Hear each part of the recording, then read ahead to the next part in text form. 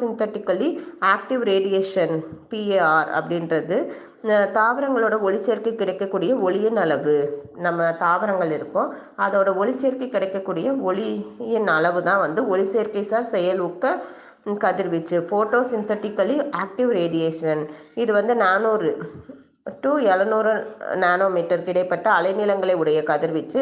அதுக்கப்புறம் மேகம், மரநிழல்கள், காற்று, தூசு துகள்கள், பருவ காலங்கள் போன்ற காரணங்களால் இதோட அளவு வந்து எல்லா நேரங்களிலும் ஒரே மாதிரியாக இருக்கிறது கிடையாது. எதனால? மேகம், மரநிழல், காற்று, தூசு துகள்கள், பருவ காலங்கள், இந்த ரீசன்னால நமக்கு எல்லா டைம்லேயும் ஒரே மாதிரியாக இருக்காது. ஆனால் வந்து தாவரங்கள் ஒளிச்சேர்க்கைக்காக நீல சிவப்பு நிற கதிர்களில் அதிக அளவில் இருக்கின்றன. நம்ம தாவரங்கள் வந்து ஒளிச்சேர்க்கைக்காக நீலம் மற்றும் சிவப்பு நிற கதிர்களில் ரொம்ப அதிக அளவில் இருக்கின்றன. சூரியன்லேருந்து வெளிப்படுற மொத்த ஒளியில் 34% வளிமண்டலத்துக்கே திருப்பி அனுப்பப்படுகிறது. 10% வந்து